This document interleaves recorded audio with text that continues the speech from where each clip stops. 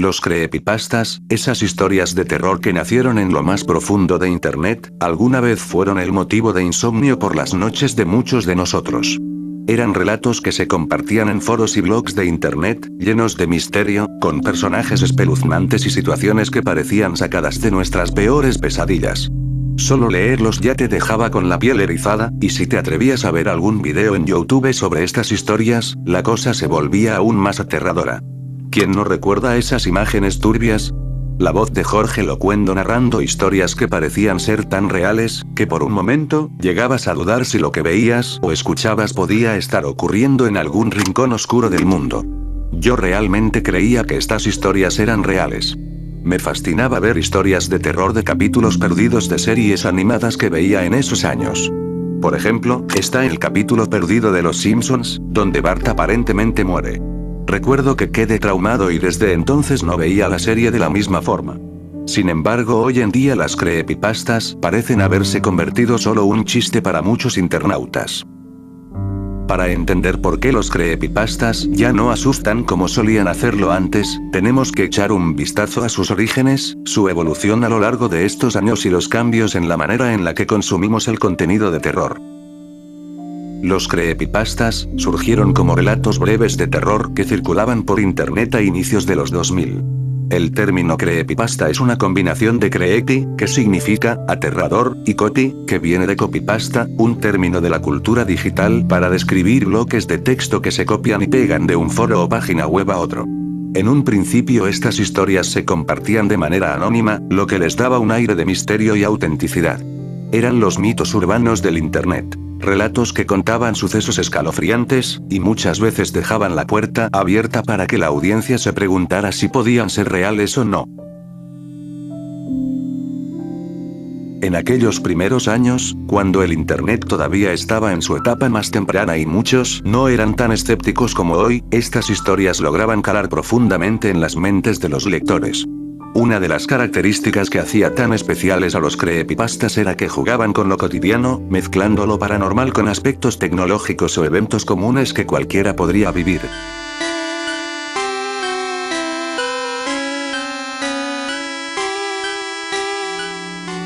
La historia de Slenderman, por ejemplo, retrataba a un ser alto, sin rostro, que acechaba a los niños en los bosques, lo que hacía que cualquiera que escuchara sobre él se sintiera profundamente asustado, como si realmente pudiera estar allí afuera, esperando. Lo mismo ocurrió con relatos como Vendraune, que narraba la experiencia de un joven que compró un cartucho maldito de The Legend of Zelda, y que pronto comenzaba a experimentar fenómenos paranormales dentro del juego. Era una época donde lo digital y lo paranormal se cruzaban de manera perfecta. Era tan irreal a la vez, y más aún cuando muchos internautas juraban que sí habían vivido una experiencia similar. Aunque claro, la mayoría de ellos solo lo decían para llamar la atención, pero aún así esto generaba un gran misterio entre los internautas, lo que pronto se convertía en terror. Con el tiempo, las historias escritas de los foros de internet empezaron a migrar a YouTube. La gente comenzó a narrarlas en vídeos, utilizando la famosa voz de Locuendo, un software de síntesis de voz que se hizo muy popular por allá de 2010. Aunque hoy en día esta voz pueda parecer robótica o monótona, en su momento tenía un efecto muy curioso. Lograba darle un aire frío y distante a las historias, lo que las hacía aún más perturbadoras. Era casi como si una entidad sin emociones estuviera narrando una historia macabra. La falta de inflexión en la voz y la extraña pronunciación de ciertas palabras añadían una capa de misterio y terror que atrapaba a los oyentes. Quería ver qué extras tenía, había una lista muy larga y un video de la lista decía el origen Minion y al lado una imagen amarilla de los muñequitos de la portada. Decidí ver que era un Minion ya que no sabía lo que eran. Las miniaturas de estos vídeos no se quedaban atrás, especialmente en 2012, jugaban un papel crucial. Eran imágenes perturbadoras, muchas veces estaban muy mal editadas, pero lograban su cometido. Te dejaban una sensación de inquietud. A veces, con solo ver la miniatura de un video, ya te invadía una sensación de incomodidad. Estas imágenes solían ser de rostros deformes, personajes con ojos rojos brillantes o escenas que parecían sacadas de una pesadilla.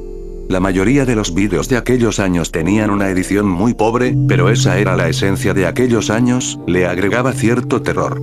Estos vídeos venían acompañados con una música inquietante, y junto con la narración de lo cuento, creaba una experiencia única que era aterradora por donde la vieras. Y para muchos, especialmente aquellos que vivieron esa época, ver uno de estos vídeos podía ser una experiencia traumática. No era raro que alguien se quedara pensando en lo que acababa de ver durante todo el día, pensando sobre si era real o no la creepypasta que acababa de escuchar, pues el mundo es muy grande y hay muchas posibilidades. Estoy seguro que muchos se quedaron en su habitación con el miedo de apagar la luz por la noche. Había algo en esas historias que se metía bajo tu piel, dejando una sensación de paranoia que duraba mucho tiempo después de haber terminado el video. Otro elemento clave que hacía a los creepypastas tan efectivos en su momento, era el aura de misterio que los rodeaba. Muchas de estas historias eran anónimas o se presentaban como experiencias personales contadas por usuarios comunes en foros de internet. Esto, combinado con la inmadurez del internet en ese entonces, hacía que muchas personas realmente se creyeran estos relatos. La línea entre la ficción y la realidad casi ni existía, y eso le daba un poder especial a los creepypastas. No sabías quién los había escrito, ni de dónde venían.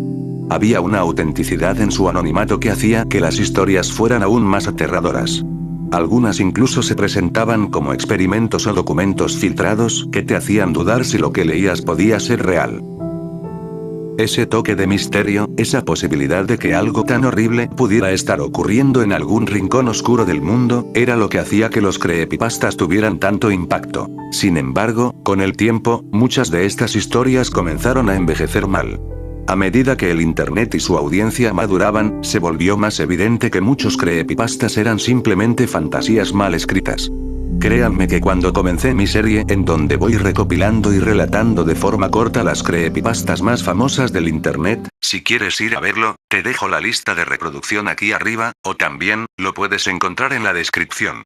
Me encontré con muchas historias que no tenían sentido o que simplemente caían en lo ridículo. Lo que en su momento pudo parecer aterrador, con los años comenzó a perder esa chispa. Historias como Jeff the Killer, que solían ser motivo de terror, empezaron a ser vistas como ridículas o poco creíbles.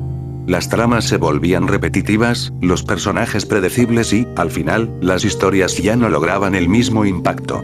Es importante recordar que en esa época, el internet aún era un lugar joven y lleno de posibilidades. La gente no estaba tan acostumbrada a cuestionar lo que estaba leyendo o viendo.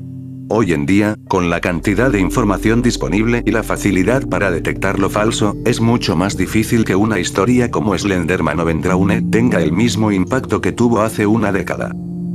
Además, la manera en que el terror digital ha evolucionado ha dejado a los creepypastas en una posición incómoda. El público actual es mucho más exigente en cuanto a lo que considera aterrador. Con los avances en efectos especiales, realidad virtual y narrativas interactivas, el terror ha tenido que adaptarse para seguir sorprendiendo a su audiencia. Lo que antes era suficiente para dar miedo, como una imagen mal editada o un relato ambiguo, ahora se siente anticuado. Otro factor que contribuyó al declive de los creepypastas fue su misma comunidad. Puesto que muchos consumidores de estas historias de terror eran preadolescentes. Muchos atraídos por la popularidad de personajes como Jeff the Killer o Slenderman, comenzaron a crear sus propias historias y fanfics que, en muchos casos, distorsionaron el terror original.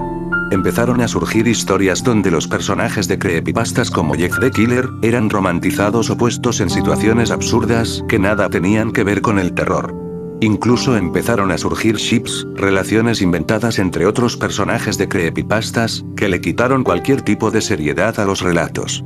Si quieres que hablemos de este tema con más detalle, dale like al vídeo para que puedas saber que realmente quieren ese vídeo. Continuemos. Este fenómeno de romantizar o suavizar a los personajes de creepypastas le quitó peso a las historias originales, y la comunidad en general empezó a ser vista como algo poco serio. Las historias que antes causaban miedo y respeto, ahora eran motivo de burla o de cringe. El enfoque pasó de ser el terror, a la creación de contenido absurdo y exagerado que nada tenía que ver con el espíritu original de los creepypastas. Algo similar ha ocurrido en el cine de terror. Las películas de terror actuales también han sufrido de este desgaste. Muchas veces, los mismos clichés o fórmulas repetitivas hacen que el terror pierda su efectividad. En el caso de los creepypastas, pasó algo parecido. Las historias empezaron a sentirse recicladas, predecibles y sin la misma fuerza que tenían en sus inicios. La audiencia ya sabía qué esperar, y el factor sorpresa, tan crucial en el terror, se fue desvaneciendo. En resumen, los creepypastas ya no causan el mismo miedo que antes por una combinación de factores. La saturación de contenido, el envejecimiento de las historias, la llegada de fanfics romantizados que distorsionaron el terror original y la evolución de la audiencia y el terror en general. Lo que alguna vez fue nuevo, fresco y perturbador, se ha vuelto un lugar común en el Internet. Sin embargo, esto no significa que los creepypastas ya no tengan valor. Para muchos, siguen siendo una parte importante de la historia del terror en Internet, y su influencia es innegable. Aunque ya no nos asusten como antes, siempre habrá un lugar para ellos en la nostalgia de quienes crecieron con esas historias, y quizás en el futuro, encontremos nuevas formas de terror que nos hagan sentir lo que los creepypastas solían provocar.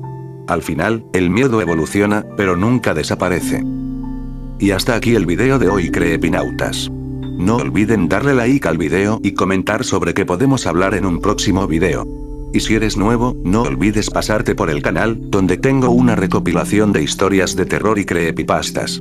Eso es todo por hoy, y ahora, buenas noches.